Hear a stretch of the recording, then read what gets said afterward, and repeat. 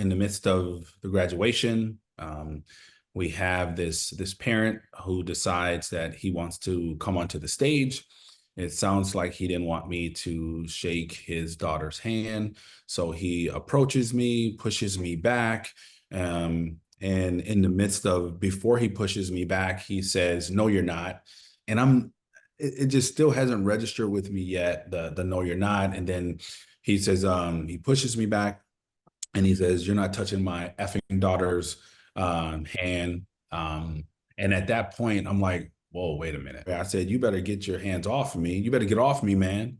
And then he comes back at me again. And then at that point, there was other people who kind of stepped in to kind of separate, but I didn't know who the guy was clearly at the time, or why he would really be coming up onto the stage like that and coming at me like that. I don't know him personally. I've never had a conversation with the guy. I'm not going to sit here and say this was my first encounter with this individual. There was something that happened 3 years ago, but there was no conversation. Like even 3 years ago, there was never a conversation. It's regarding his daughter. I can't speak to the nature of that due to her student confidentiality and things like that. So I can't speak to that piece.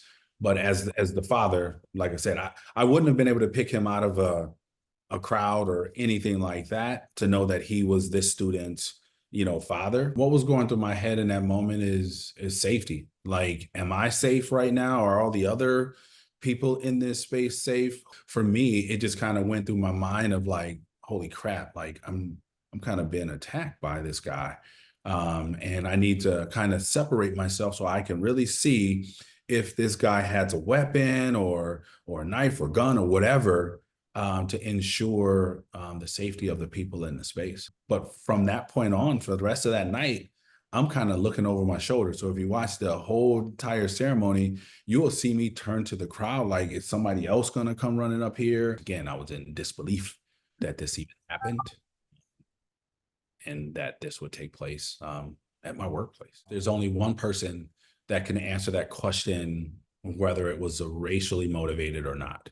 I will say this, though. The optics don't look good, but Matthew Eddy is the only person that can truly say what his motivations were. It created more tension in the community at an event that should have been celebratory of 250 students, even his daughter.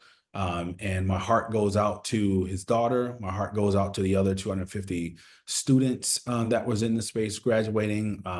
To that moment, one of the biggest achievements of their lives. They didn't get to really celebrate that the way that they probably had hoped.